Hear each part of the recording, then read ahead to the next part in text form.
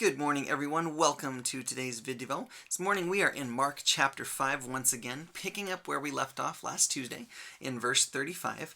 As a reminder of what's going on in context, Jesus is traveling around doing his ministry, healing people and teaching, and a guy named Jairus comes to him and begs Jesus to come to Jairus' house to heal Jairus' daughter.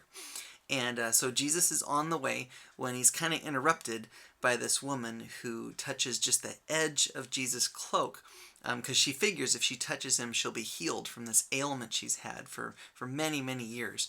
And she is healed, and so Jesus pauses to talk with her just for a moment.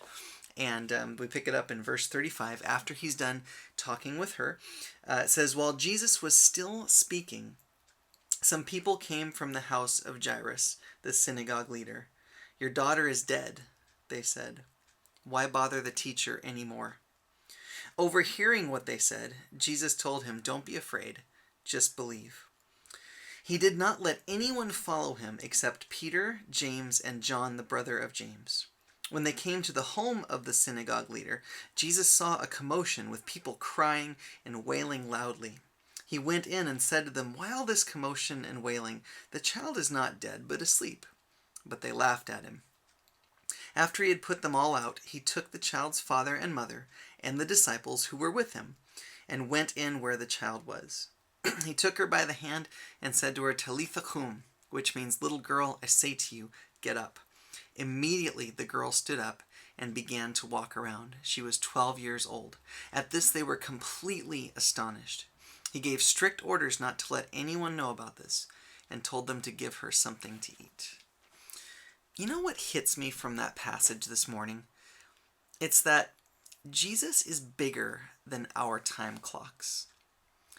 We often have a way that we think things should go in life, at our jobs, with our families. We often even have a way that we think God should answer our prayers.